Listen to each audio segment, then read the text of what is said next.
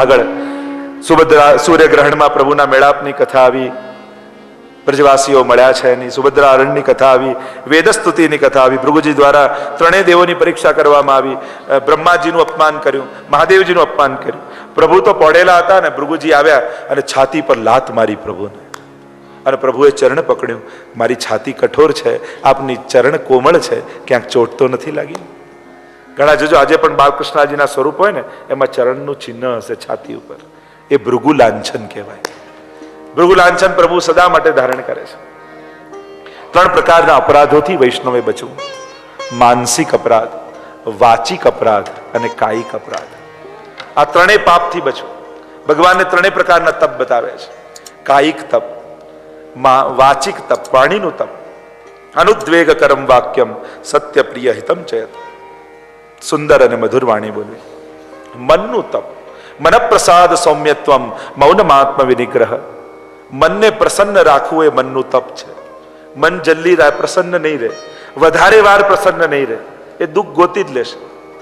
મનને રાજી રાખવું એ મનનું તપ છે. મૌન રહેવું એ મનનું તપ છે. મૌન રહેવાથી મન પવિત્ર થાય છે.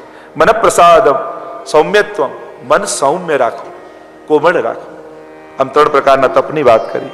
આગળ કૃષ્ણ લીલા વ્યવહારનું વર્ણન આવ્યું. 10મ સ્કંદને વિરામ આપીએ. બોલો ગોવર્ધન નાથ કી, શ્રી ભાગવત ભગવાન કી જય. 11 સ્કંદ એ મુક્તિ લીલા. મોક્ષ કૃષ્ણસ્ય ચેત ધ્રુવમ, મન ભગવાનના ચરણોમાં લાગી જવું એ જ મુક્તિ છે. મુક્તિ એ મનુષ્યને પસંદ છે. મનુષ્ય જે મેળવે છે એનાથી છૂટવા માંગે છે. મોહનું મરવું એ મુક્તિ છે. વસ્તુમાં આકર્ષણ છે ત્યાં સુધી જ એની મહત્તા છે. જે દિવસે એમાંથી આકર્ષણ જતું રહે, મારું છે એટલે જ મહત્વ. એ ઘરમાં આગ લાગી એટલે પેલો ભાઈ રડવા લાગ્યા, એટલામાં દીકરો દોડતો હતો, બાપુજી કાલે જ મકાન વેચી દીધું છે. હે તો ભલે બળ, મારું હતું એટલે તકલીફ. એટલામાં બીજો દીકરો આવ્યો, હજી સહી સિક્કા બાકી છે, પાછું રડવાનું. સર, ઘર બળે છે એની ચિંતા નથી, મારું છે એની જ ચિંતા છે. મોહને કારણે જ બંધન છે ને. જે દિવસે એમાંથી મોહ નીકળી જાય એનું બંધન નીકળી જતું. તમને જેમાંથી તમારો ગાઢ મિત્ર હોય અને એમાંથી મન ઉઠી ગયું પછી કોઈ બંધન નથી. મૂળ વાત આપણો મોહ છે ત્યાં સુધી એ વસ્તુની મહત્તા છે. જે દિવસે એની મહત્તા ગઈ એ વસ્તુ ગઈ. મુક્તિ એ મનુષ્યનો સ્વભાવ. યાદવો ઉચ્છંકલ થઈ ગયા. રૂપ આવ્યું, યુવાની આવી, સત્તા આવી, ધન આવ્યું, ત્યારે માણસને એમ થાય કે મારા જેવો કોણ, મને કોણ કહેનારું, મને શું શીખામણ આપો, હું તમને સમજાવું. યુવાનીમાં એમ થાય ને, યુવાન બાળકોને જયારે મા બાપ શીખવાડવા જાય એમ થાય મને બધી ખબર છે, મને મારી ખબર છે, કહેવાની જરૂર નથી. જીવનમાં એવું થવા લાગે. યાદવો ઉચ્છંકલ થયા. યજ્ઞ ચાલતો હતો. શાંબ નામના યાદવને ગર્ભવતી સ્ત્રીનો વેશ ધરાવ્યો અને ઋષિ પાસે લઈ ગયા અને પૂછ્યું, બતાવો આને દીકરો થશે કે દીકરી? ઋષિને થયું કે બુદ્ધિ બગડી છે. કહ્યું, ન દીકરો થશે ન દીકરી, આના પેટમાંથી મૂષળ નીકળશે અને તમારા સમસ્ત યાદવ કુળનો સંહાર થઈ જશે. શ્રાપ લાગ્યો. ઋષિનો ગભરાયા. વડીલો પાસે ગયા. ઉગ્રસેને કહ્યું કે આજે મૂષળ નીકળ્યું, જ્યારે કપડા કાઢે તો મૂષળ એમાંથી નીકળ્યું, અને કહ્યું કે આનું શું કરું? આને ઘસીને દરિયામાં નાખી દો. ઘસીને દરિયામાં નાખો. એક ટુકડો રહ્યો એ પણ ફેંકી દીધો. એક માછલી ગળી ગઈ અને માછલી જરા નામના પારધીના હાથમાં આવી. એને કાપી, એમાંથી ટુકડો નીકળ્યો, એમાંથી એને બાણ બનાવી. અને જે ભૂક્કો હતો દરિયામાં એ પાછો કિનારે આવ્યો. કિનારે આવ્યો એમાં મૂષળ નામનું ઘાસ ઉગ્યું. નારદજી આવ્યા છે દ્વારિકા, વસુદેવજી સાથે ભાગવત ધર્મની ચર્ચા થઈ છે. કહ્યું, નવયોગેશ્વરની કથા કહી છે. નિમિ રાજાના યજ્ઞમાં નવ યોગેશ્વરો આવ્યા છે. જ્યાં યોગેશ્વરોને આવતા જોયા, નિમિ રાજા પ્રસન્ન થઈ ગયા અને બોલ્યા, દુર્લભો માનુષો દેહો દેહિનામ ક્ષણભંગુરઃ તત્રાપી દુર્લભમ મન્યે વૈકુંઠ પ્રિય દર્શનમ. દુર્લભો માનુષો દેહો, આ માનવ દેહ દુર્લભ છે ગુરુદેવ, અને એમાં પણ દેહી નામ ક્ષણભંગુર, પાછું ક્ષણભંગુર છે. એક તો દુર્લભ, બહુ રેરલી મળે, અને એમાં પણ ક્ષણભંગુર, ક્યારે જતું રહે ખબર નહીં. અને એવી અવસ્થામાં તત્રાભી દુર્લભમ મન્યે, અને એમાં પણ દુર્લભ શું? કોઈ મહાપુરુષનો સંગ મળી જવો. આવા દુર્લભ દેહમાં કોઈ મહાપુરુષનો સંગ મળે. મહાપ્રભુજી કહે કે આ દેહ રૂપી નૌકાને ગુરુ રૂપી નાવિકને સોંપી દેવી છે. અને એ જ્યારે નાવને દિશા આપે તો એને ભવપાર ઉતારીને લઈ જાય. આ દેહ દુર્લભ છે. માનવ દેહ વારે ઘડીએ મળતો નથી, જલ્દી મળતો નથી. એને સાર્થક કરી લેજો. આગળ નવયોગેશ્વરની કથા કહી છે. કવિ નામના યોગેશ્વરે કહ્યું જે પણ કરીએ સમર્પિત કરવું જોઈએ. ઉત્તમ ભાગવત, મધ્યમ ભાગવત, પ્રાગૃત ભાગવતની કથા કરી. ભક્તિહીન મનુષ્યની અધોગતિ થાય છે એમ કહ્યું. આગળ નિમિરાજાના યજ્ઞમાં નવયોગેશ્વરના સંગથી નિમિરાજાનો ઉદ્ધાર થયો છે.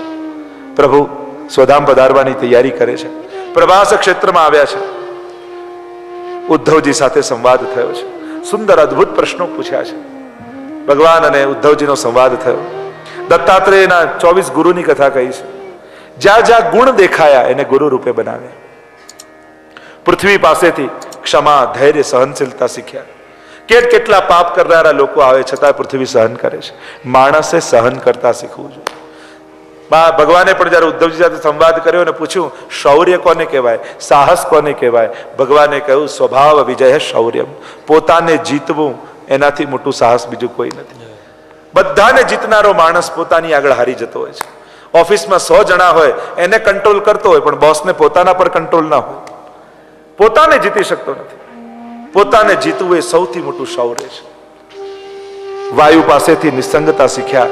આકાશ પાસેથી વ્યાપકતા શીખ્યા, વિરાટતા. તમારાથી કેટલા લોકો આકાશની સામે 5 મિનિટે દિવસમાં જોતા હશે?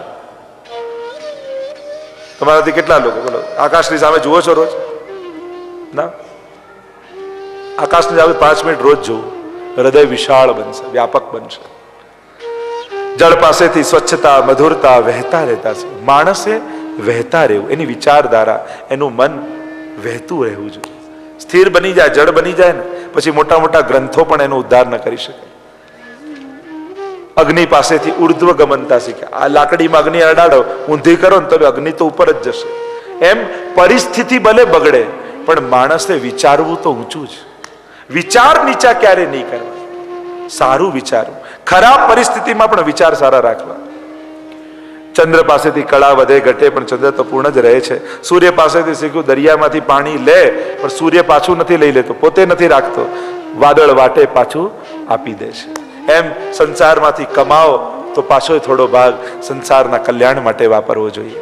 કબૂતર કબૂતરી બચ્ચાના મોંમાં જાળમાં ફસાયા. અજગર પાસેથી શીખ્યા કંઈ કરતો નથી, ભગવાન પર શ્રદ્ધા હેઠ છે તો એને પણ ભગવાન ખવડાવે છે. તો પછી પરિશ્રમ કરનારને ભગવાન કેમ નહીં આપે? આપનારો પરમાત્મા જ છે, એ જ બધાનું ભરે છે. એક રાજાએ પ્રધાનને કહ્યું કે બધાને હું ખવડાવું છું. પ્રધાને કહ્યું નહીં, ખવડાવનારા પરમાત્મા છે. રાજા કે હું પરીક્ષા કરીને બતાવું. એક ડબ્બી લીધી, એમાં એક કીડીને મૂકીને ડબ્બી બંધ કરી દીધી. પ્રધાનને કહ્યું જો આને કોણ ખવડાવે? તું કહે છે ને બધાને ભગવાન ખવડાવે છે, જોજે આને ખવડાવે છે કે નહીં, આ જીવે છે કે નહીં. હું ખવડાવનારો છું બધાને. 2 દિવસ પછી ડબ્બી ખોલીને તો રાજા જયારે ડબ્બી બંધ કરતો હતો ને, રાણીએ તિલક કરેલું ને એમાં અક્ષત લગાડેલા, એમાંથી એક અક્ષત ડબ્બીમાં પડી ગયું અને કીડી એને ખાઈને જીવતી રહી. પ્રધાને કહ્યું જો ખવડાવનારા તો પરમાત્મા છે, તમે નથી કરતા. પ્રભુ જ બધાનું ચલાવે છે. આગળ સમુદ્ર પાસેથી મર્યાદા, ઊંડાણ શીખ્યા છે. પતંગિયા પાસેથી દીવામાં બળતા કહ્યું કે બળે છે જીવ. હાથી સ્પર્શ સુખને કારણે મરે છે. હરણ શ્રવણ સુખને કારણે મરે છે. મત્સ્ય જીભના સુખને કારણે મરે છે. પિંગલા વારાંગના પુરુષની પ્રતીક્ષા કરતી રહી. થયું કે ભગવાનની રાહ જોઈએ તો ભગવાન મળી જાત. જીવે કેવલ ભગવાનના ભરોસે જીવવું. સંસારના ભરોસો રાખશો તો ઉદ્વેગ થશે, ભગવાન પર ભરોસો રાખશો તો શાંતિ થશે. ટીટોડી પાસેથી શીખ્યા. માંસનો ટુકડો લઈને ઉડતી હતી તો બધા પાછળ, ટુકડો પડ્યો તો કોઈ પાછળ નથી આવતું. સામર્થ્ય છે, સત્તા છે, સંપત્તિ છે તો બધા પાછળ દોડે છે. કઈ નહીં રહે તો કોઈ નહીં આવે. આગળ બાળક પાસેથી શીખ્યા. ગુરુ બનાવ્યો બાળકને. બાળક માન અને અપમાનથી પર હોય છે.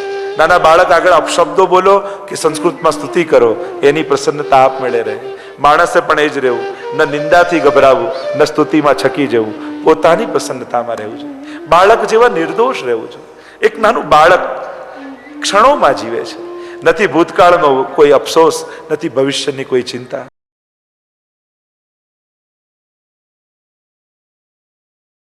જો આપણે ત્યાં ગોરજા સમરાઈની વાર્તા આવે છે 84 વૈષ્ણવમાં, સાસુ અને વહુની વાર્તા.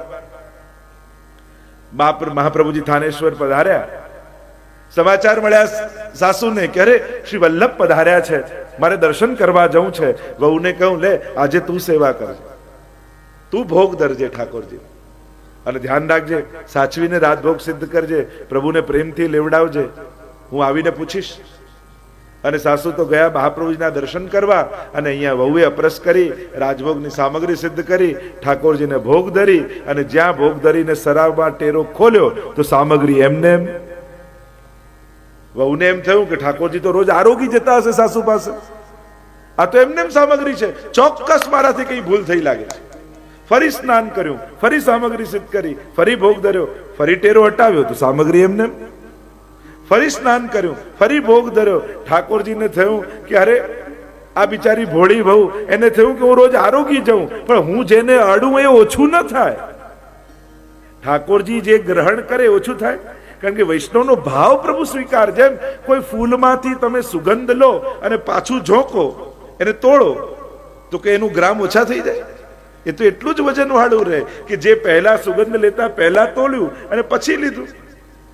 એમ ઠાકોરજી ભાવરૂપી સુગંધ ગ્રહણ કરી લે, એ કઈ ઘટી થોડી જાય. પ્રભુનો તો સ્પર્શ થાય તો બનાવ્યું હોય એના કરતા 2 વૈષ્ણવ વધારે પ્રસાદ લઈને જાય.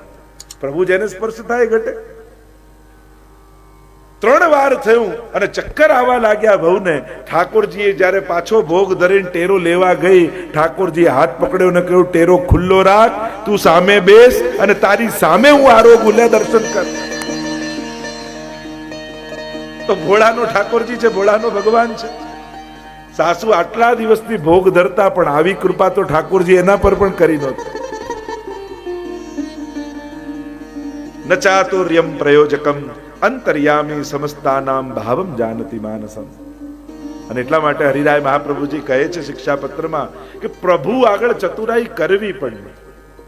ઘણા લોકો કહે કે અમને યાદ નથી રહેતું, એ પણ કૃપા છે. જ્યારે વાંચો ત્યારે નવું લાગે. એવું તો છે નહીં કે મોઢે પાઠ કરો તો ફળ વધારે અને વાંચીને કરો તો ઓછું ફળ મળે, એવું ક્યાંય શાસ્ત્રોમાં લખ્યું છે? ના, કરો એનું ફળ, કરો છો એ મહત્વનું છે. ઘણા લોકો તો સેવાય કરતા, હવે આ મિશ્રી ભોગ ધરવાથી શું થાય, આમ અષ્ટયામ સેવા કરવી જોઈએ, ચકડી ભોગ ધરવા જોઈએ, આમ વિચારીને મિશ્રી ભોગ ધરવાનું બંધ કરી દે. તો ઘણી વાર બહુ મોટું વિચારી લઈએ ને તો નાની વસ્તુમાં અભાવ આવી જાય. આવું સેવામાં નહીં કરો, ઉલટાનો અહોભાવ રાખો. ઠાકોરજી કેવી કૃપા કરે છે, મારા ઘરે રંચક કણિકા મિશ્રી આરોગે છે, એનું પણ સૌભાગ્ય માનવું. આ ઠાકોરજીની કૃપા છે. ક્યારે પણ હીન ભાવથી પ્રભુની સેવા નહીં કરવી, ક્યારે પણ દુખી મનથી પ્રભુની સેવા નહીં કરવી. મનોરથો કરવા કે હજી આગળ આમ કરું, આમ કરું, આમ કરું, પણ મનોરથો કરવાનો આનંદ હોય. નથી થતું એનો પશ્ચાતાપ કરીને સેવા નહીં કરવી. નહીં તો હંમેશા સેવા, આય નથી થતું, પેલું નથી થતું, આય નથી ધરતા, પેલું નથી ધરતા, એમ હંમેશા જીવ બાળતા બાળતા જ સેવા કરે ઘણા લોકો. આ રીતે સેવા નહીં કરે. મનમાં ઉત્સાહ અને ઉમંગથી પ્રભુને લાલ લડાવો. મારા ઘરે ઠાકોરજી કૃપા કરીને ઘરે બિરાજે છે, મારું કેટલું મોટું સૌભાગ્ય છે કે આ જગતનો નાથ, ત્રિલોકનો નાથ મારા ઘરે જુઓ ને 2x2 ના ખાનામાં બિરાજે છે, મારા માટે પધાર્યા છે. પ્રભુ ક્યારે પણ તમારી સગવડતા જોઈને આવતા નથી, પ્રભુ તમને જોઈને તમારા ઘરે આવે છે. અને એટલા માટે સગવડતા પાછળ એને છોડતા નહીં ક્યારે. મારે ત્યાં આ સગવડતા નથી ને આ સગવડતા નથી એટલે ઠાકોરજી ઘરે નથી પધરાવતા, આવું વિચારીને પ્રભુથી દૂર ન રહેતા. વાર્તા સાહિત્યમાં જુઓ, એક ઘરનું ઝૂંપડું હોય એમાંય ઠાકોરજી બિરાજતા. હવે ત્યાં કેવી અપરસ પાડતા હશે, કઈ રીતે રહેતા હશે, વિચાર કરો. આ બધું પ્રભુ માટે છે, પણ આ બધા માટે પ્રભુને છોડાય નહીં. આ દરેક વસ્તુ પ્રભુને કારણે છે, પણ એને કારણે પ્રભુને મૂકી દો. આ તો આપણું દુર્ભાગ્ય કહેવાય. દરેક ના ઘરે ઠાકોરજી તો બિરાજવા જ જોઈએ. વૈષ્ણવનું ઘર ઠાકોરજી વગરનું ન હોવું જોઈએ. અને ભાગવતજી સાંભળવા બેઠા છો તો એટલો તો સંકલ્પ કરજો જ કે મારા ઘરે પણ ઠાકોરજી બિરાજે. પ્રભુ વગરનું ઘર વૈષ્ણવનું એ ઘર ન કહેવાય. એક ખૂણો ઠાકોરજીનો હોવો જ જોઈએ. ચલો પહેલા પુષ્ટાવ્યા વગર પણ પધરાવો તો ખરા, શરૂ તો કરો. કોઈ વલ્લભકુળ બિરાજતા હોય ગામમાં, એમની પાસે જઈને આજ્ઞા લો કે મારે આટલી અગવડતા છે પણ મારે સેવા કરવી છે, આપ કૃપા કરો, મને સમજાવો કે આવી અગવડતામાં પણ સેવા. દુનિયામાં ગમે તેવી અગવડતા હોય પણ મહાપ્રભુજીનો માર્ગ એવો છે ને, બધી અગવડતાની વચ્ચે પણ સેવા થઈ શકે છે, એવો મહાપ્રભુજીએ માર્ગ પ્રગટાવ્યો. વાર્તા સાહિત્યનું પ્રમાણ છે. દરેક અગવડતાઓ વચ્ચે પણ પ્રભુની સેવા થઈ શકે. તો વાર્તા સાહિત્યમાં જો આપણને તો કેટલી સુવિધાઓ છે, કેટલી સગવડતાઓ છે. ભાગવતજી સાંભળ્યા પછી હજી જેના ઘરમાં ઠાકોરજી ન બિરાજતા હોય ત્યાં પધરાવો. નિસંશયતા એ પહેલું ફળ. ભાગવતજી સાંભળશો તો બધા જ સંશયોમાંથી મુક્ત થઈ જશો. અને હું ભાગવતજી કરીશ તો કોઈ આકાશમાં રહેનારા ઠાકોરજીની વાત નહીં કરું. તમારા ઘરે જે ઠાકોરજી સેવામાં બિરાજે છે ને, હું તો એની કથા કરીશ. એ જ પ્રભુ ભાગવતજીમાં છે. અને એ રીતે જ કથા સાંભળવી કે મારા પ્રભુ જુદા અને ભાગવતજીના પ્રભુ જુદા, ના, એમ બે કરીને ન સાંભળતા. નહીં તો સેવામાં આનંદ નહીં આવે ને કથામાં આનંદ નહીં આવે. પણ એ રીતે કથા સાંભળશો ને કે આ મારા લાલનની કથા કહી રહ્યા છે, તો સેવામાં રસ આવશે કે પ્રભુ અહીંયા તો કેવા ડાયા ડમરા થઈ મહાપ્રભુજીની આજ્ઞાથી લાલન બનીને બેઠા છો, અને ભાગવતજીમાં હું સાંભળું છું ક્યારેક નરસિંહ બની જાઓ, ક્યારેક વરાહ બની જાઓ, ક્યારેક વામનમાંથી વિરાટ થઈ જાઓ. પ્રભુ કેવા કેવા ખેલ કરો છો આપ. પણ આજે અહીંયા મારા ઘરે મહાપ્રભુજીની કાનીથી લાલન બનીને આપ બિરાજેલા છે. આપ કેવા કૃપાળુ છો. તો સેવામાં આનંદ આવશે. અને કથા એ રીતે સાંભળશો કે મારા લાલનની કથા છે, તો કથામાં આનંદ આવશે કે પ્રભુ આપ તો કેવી કેવી લીલાઓ કરો છો. ભાગવત કથા મારે એ રીતે નથી કરવી કે તમને ભાગવતના પ્રભુ જુદા ને તમારા ઠાકોરજી જુદા લાગે. બંને એક કરીને થાય. અને મારે ભાગવતજી પાછા લઈને નથી જવું. કદાચ ગ્રંથ લઈ જઈશ પણ એમાં બિરાજતા પ્રભુ ભાવ રૂપે આ તમારા બધાના હૃદયમાં પધરાવીને જવાય. ભાગવતજી પતાવીને નથી નીકળવું, ભાગવતજી પહોંચાડીને જવું છે. તમારા સુધી ભાગવતજી પહોંચવું જોઈએ. અને ભાગવતજી એટલે શું? ભાવથી ભરાઈ જવું, એ જ ભાગવત છે. એટલે કે તમે શ્રોતા પોતે ભાગવત બની જાય, ભાવથી ભરાઈ જાય, એ ભાગવત. રસમાલય થઈ જાય, એ ભાગવત. પરમ ભાગવત સુખદેવજી છે, પરમ ભાગવત વ્યાસજી છે. એમ શ્રવણ કરતા કરતા કરતા આપણે ભાગવત બની જઈએ. એટલે કે જેના હૃદયમાં ભગવાનનો વાસ હોય એ ભાગવત. બસ આપણે પોતે ભાગવત રૂપ થઈ જઈએ ત્યારે ભાગવતજીની સાર્થકતા થઈ જાય. નિસંશયતા પહેલું ફળ. બીજું ફળ કહ્યું પ્રભુમાં પરમ પ્રેમની પ્રાપ્તિ. ભાગવતજીનું શ્રવણ કરતા કરતા ભગવત પ્રેમ ઉદય થાય છે. પુણ્યો કરવાના ઉપાય ઘણા છે શાસ્ત્રોમાં, પણ ભગવાનમાં પ્રેમ કેમ મળે એનો કોઈ ઉપાય નથી. ભગવત પ્રેમ 3 તત્વો દાન કરી શકે છે કે જે ભગવાનમાં પ્રેમનું દાન આપણને કરી શકે. આ તો એમ તો છે નહીં કે બાયપાસ કરાવતા હોય ને હાર્ટ ખોલવાના હોય, ડોક્ટરને કે 1 કિલો પ્રેમ નાખી દેજો ને વધારાનો. એ રીતે તો પ્રેમ પ્રગટ થતો નથી. ભગવત પ્રેમ કેમ મળે તો કે 3 તત્વો આપી શકે. પહેલું તત્વ મુકુંદ રતિ વર્ધિની જયતિ પદ્મ બંધો સુતા.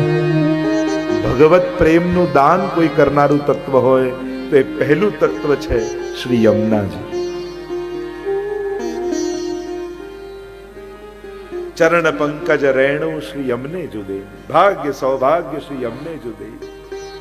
ભગવત પ્રેમનું દાન કરનારું તત્વ શ્રી યમુનાજી. યમુનાજીનું આરાધન કરો, યમુનાષ્ટકનો પાઠ કરો, અને યમુનાષ્ટકના પાઠથી શ્રી યમુનાજી કૃપા કરી ભગવત પ્રેમનું દાન કરશે. એટલે દરેક વૈષ્ણવે યમુનાષ્ટકનો પાઠ અવશ્ય કરવો જોઈએ. ઘણા લોકો કે સાંજના કરાય ન કરાય, આમ કરાય. મહાપ્રભુજી તો કે પઠતી સૂર સૂતે સદા.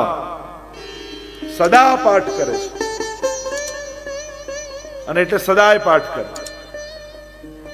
યમનાષ્ટકનો પાઠ કરજો, યમનાજી કૃપા કરી ભગવત પ્રેમનું દાન કરશે.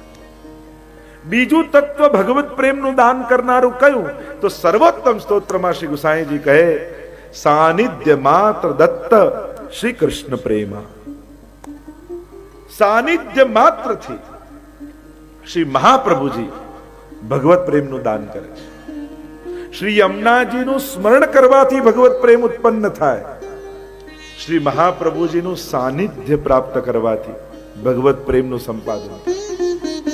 અને એટલા માટે શ્રી મહાપ્રભુજીનું સાનિધ્ય કઈ રીતે પ્રાપ્ત થાય? જ્યારે મહાપ્રભુજી લીલામાં પધારી રહ્યા હતા ત્યારે વૈષ્ણવ વિનંતી કરી કે જયરાજ, આપ પ્રગટ સ્વરૂપે ભૂતલ પર ન બિરાજતા હો ત્યારે આપનો પ્રગટ અનુભવ અમને કઈ રીતે થાય? અને ત્યારે મહાપ્રભુજી આજ્ઞા કરી કે આટલા સ્વરૂપે હું ભૂતલ પર પ્રગટ સ્વરૂપે સદાય બિરાજીશ, અને આમાંથી કોઈ એક તત્વનો પણ આશ્રય કરશે તો એને સાક્ષાત મારો અનુભવ થશે.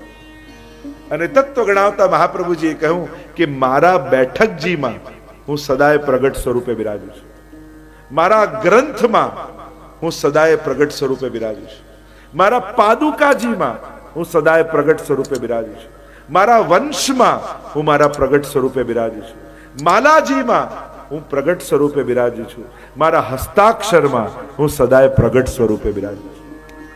આટલા સ્વરૂપમાં મહાપ્રભુજી આજે પણ પ્રગટ સ્વરૂપે વિદ્યમાન છે. આમાંથી કોઈ એક તત્વનો પણ જીવ આશ્રય કરે તેને શ્રી વલ્લભનો આજે પણ સાક્ષાત અનુભવ થાય. તો વલ્લભની સાનિધ્યથી ભગવત પ્રેમ સંપાદન થાય. અને ત્રીજું, શ્રી ભાગવતજીના શ્રવણથી ભગવત પ્રેમનું દાન થાય છે. તો શ્રી યમુનાજીનું સ્મરણ, વલ્લભનું સાનિધ્ય અને ભાગવતજીનું શ્રવણ, આ ત્રણ વસ્તુ ભગવત પ્રેમ આપનારા છે. કારણ કે ભગવત પ્રેમ અતિ દુર્લભ છે, અતિ દુર્લભ. પુણ્યો બહુ સહેલા છે, બહુ જ સરળ છે. અહીંથી બહાર નીકળો, ખિસ્સામાં કે 2 રૂપિયા હોય, કોઈ ગરીબને આપો, પુણ્ય કહેવાય. કોઈના માટે સદભાવના વિચારો, પુણ્ય કહેવાય. પુણ્યો કરવા સરળ છે, ભક્તિ દુર્લભ છે. અને ભક્તિના દાતા 3 તત્વો છે. અને એટલા માટે જીવનમાં એકવાર દરેક વૈષ્ણવે 7 દિવસ ભાગવતજીનું શ્રવણ અવશ્ય કરવું જોઈએ. એનાથી ભગવત પ્રેમનું દાન ઠાકોરજી કરે છે. ત્રીજું ફળ કયું? ભગવત કૃપાનો અનુભવ મહાપ્રભુ ઠાકોરજી કરાવે છે ભાગવતજીથી. ઠાકોરજીની કૃપા તમારા ઉપર થાય જો ભાગવતજીનું શ્રવણ કરો. હવે કૃપા કોને કહેવાય? આપણે બેઠા રહીએ ને સોફા પર બેઠા બેઠા ટીવીની ચેનલો ફેરવતા રહીને આપણા માટે ભગવાન દોડી દોડીને બધું જ કામ કરી આવે, એને કૃપા કહેવાય? આપણે તો કૃપા એને જ માનીએ છીએ ને કે હું બેઠો રહું ને ભગવાન મારા માટે દોડ્યા કરે. જો કેવી કૃપા! કૃપા કહેવાય કોને? અનેક અનેક વ્યાખ્યાઓ કરી છે કૃપાની. हमारा हरिराय जी तो कहे कृपा भाई जब जानिए जब दिखे अपने दोष. પોતાના દોષોનું જ્ઞાન થવા લાગે ત્યારે માનજો હવે ઠાકોરજી મારા પર કૃપા કરી રહ્યા છે. આપણા હાથને ભગવત સેવા કરવાનો અવસર મળે ત્યારે માનજો ઠાકોરજીની કૃપા થઈ મારા ઉપર. કારણ કે હાથ બધાને મળ્યા છે, દરેક હાથને સેવા મળતી નથી. આંખ બધાને ભગવાને આપી છે પણ દરેક આંખને દર્શન મળતા નથી. કાન બધાને મળ્યા છે પણ દરેક કાનને કથા મળતી નથી. અને એટલા માટે આ શરીર દ્વારા કોઈક ભગવત કાર્ય કરવાનો અવસર પ્રભુ આપે ત્યારે માનજો આજે ઠાકોરજી મારા પર કૃપા કરે. જો એમ તમે સેવામાં ન પહોંચતા હો પણ આજે એવા સંજોગ થઈ ગયા કે બીજું કોઈ સેવા કરી શકે એમ નથી અને તમારે જ ભોગ ધરવો પડે ત્યારે માનજો જો ઠાકોરજી કૃપા કરી આજે મારા હાથે સેવા અંગીકાર કરી. પ્રભુ ઘણીવાર જીવ પર વિશેષ કૃપા કરી એના દ્વારા ભક્તિ કરાવે. આ કૃપાનું લક્ષણ છે. ચોથું ફળ કયું? ભગવત પ્રાપ્તિ ભગવાન કરાવે ભાગવતજી દ્વારા. એટલે કે ભાગવત સાંભળો તો ભગવાન મળે. હવે ભગવાન મળે એટલે શું? કે આમ તમે ઘરે ભાગવતજી સાંભળીને ઘરે ગયા અને એકદમ લાઇટ થઈ, ધુમાડો થયો, મ્યુઝિક વાગ્યું અને ટળંગ દઈને એકદમ ભગવાન પ્રગટ થઈ ગયા. આ રીતે આપણે તો સિરિયલો જોઈ જોઈને આપણને એવી જ આદત પડી ગઈ કે ભગવાન આવે તો આ રીતે જ આવે, ઠાકોરજી પ્રગટ થાય એટલે આ રીતે જ થાય. એક વસ્તુ પહેલી વાત સમજી લો, તમારા ઘરે જે ઠાકોરજી બિરાજે છે એ પ્રગટ પ્રભુ જ છે. એટલે પ્રગટ થવાની રાહ તો વૈષ્ણવે જોવાની. જે ક્ષણે વલ્લભે પુષ્ટાવ્યા એ જ ક્ષણે તમારા પ્રભુ પ્રગટ થઈને તમારા માથે બિરાજે. અને એટલા માટે ક્યારે પણ પોતાના પ્રભુ ક્યારેક પ્રગટ થશે એવી રાહ જોવી પણ પુષ્ટિ માર્ગના સિદ્ધાંતમાં નથી. અને તમે એને પ્રગટ થવાની આમ રાહ જુઓ, આકાશમાંથી આવશે તો બિરાજેલા સામે બિરાજતા ઠાકોરજી એમ કે તો હું કોણ છું? તો કૃપાની આકાશમાંથી રાહ જુએ છે તો તારી સામે બિરાજીને રોજ તું જેની સેવા કરે છે એને પ્રગટ નથી જાણતા? અને જેને પ્રગટ નથી જ જાણતા એ તમારી સેવા અંગીકારે કેમ કરે? અને એટલા માટે એ પ્રગટ છે એવો ભાવ ભાગવતજીથી પ્રાપ્ત થાય કે હું જેની સેવા કરું છું એ પ્રગટ પુરુષોત્તમ છે. પ્રભુ પ્રાપ્તિ અનેક પ્રકારથી થાય. આ ભાગવતજીમાં પ્રભુ પધારે જ છે, એવા પ્રભુના વચન છે. ભાગવતજીના મહાત્મ્યમાં આવે છે, એમ કહ્યું છે જ્યાં જ્યાં રામાયણની કથા થાય ત્યાં હનુમાનજી આવે, જ્યાં જ્યાં મહાભારતની કથા થાય ત્યાં અશ્વત્થામા આવે, પણ જ્યાં જ્યાં ભાગવતની કથા થાય ત્યાં સ્વયં ભગવાન આવે છે, પ્રભુ આવે છે. એવા વચન સ્વયં પ્રભુના છે કે જ્યાં જ્યાં ભાગવતની કથા થશે ત્યાં હું પોતે આવીશ. તમે એમ વિચારો છો કે તમારા ઘરે ઠાકોરજી બિરાજે છે, એમને તમે પોઢાવ્યા એટલે ઘરે જ પોઢે છે? ના, તમે ભાગવત સાંભળવા આવો ને ત્યારે તમે ચાલો ઘરથી એટલે તમારી પાછળ પાછળ ચાલવા લાગે, અને અહીંયા બેસો એટલે તમારા ખોળામાં બિરાજી તમારા લાલન પણ ભાગવતજીને સાંભળતા. યત્ર યત્ર ચતુર્વક્ત્ર શ્રીમદ ભાગવતમ ભવેત ગચ્છામિ તત્ર તત્રાહમ ગૌર યથા સુતવત્સલા. પ્રભુ પધારે છે. અતિરે આનંદ આવો મારે અંગે શ્યામ સુંદર બેઠા છો સંગે. મુખડું જોયા વિના પાણી ના પીવું રે. રસિક સુંદર વર જોઈ જોઈ જીવું રે. રસિક સુંદર વર શિરઢ લાગી. જન્મો જન્મ મારી ભાવટ ભાગી. સગપણ તો શામળિયાનું સાચું, બાકી સર્વે દિશે છે કાચું. અતિરે આનંદ ભર્યા આવો મારે અંગે શ્યામ સુંદર વર બેઠા છો સંગે. જ્યારે ભાગવત સાંભળો ત્યારે પ્રભુ જરૂર પડે. તમે જોશો ભાગવત સાંભળતા સાંભળતા કોઈની આંખ ભીની થાય ત્યારે આંખમાંથી આંસુ રૂપે વહેતા પ્રભુ દેખાશે. આ દોડા દોડ કરતા કાર્યકર્તાઓના પગમાં ભગવાન દેખાશે. કોઈ કણિકા પ્રસાદ આપતા ઉઠેલા હાથમાં ઠાકોરજી દેખાશે. ભગવાન જોવાની તૈયારી આપણી હોવી જોઈએ તો ઘણી જગ્યાએ ભગવાન દેખાશે. આપણે તૈયારી સાથે જ નથી હોતા. ઘણાને તેવો કોન્ફિડન્સ છે કે મને ભગવાન દેખાતા હશે. આવો વિશ્વાસ લઈને આવશો તો ક્યાંથી થશે? तुलसी इस संसार में सबसे मिलिए जाए, तुलसी इस संसार में सबसे मिलिए जाए, ना जाने किस रूप में नारायण मिल जाए. ક્યારે કયા રૂપે સામે આવીને ઉભો હોય, ક્યારે વૈષ્ણવના રૂપે આવીને તમને જય શ્રી કૃષ્ણ કરીને નીકળી જાય ખબર ન પડે. એવી કોઈ શરત થોડી છે કે એને આવું તો આવું જ રૂપ ધરી નાખે.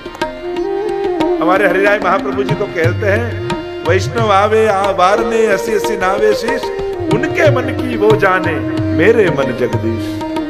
એ કોઈ પણ ભાવે આવ્યો હોય, એ કોઈ પણ રીતે કોઈ વ્યવહાર નિભાવવા આવ્યો હોય, પણ એના ગળામાં કંઠી છે, વૈષ્ણવ છે, તો આપણે તો એવો જ ભાવ રાખો, મારા ઘરે ઠાકોરજી આવ્યા છે।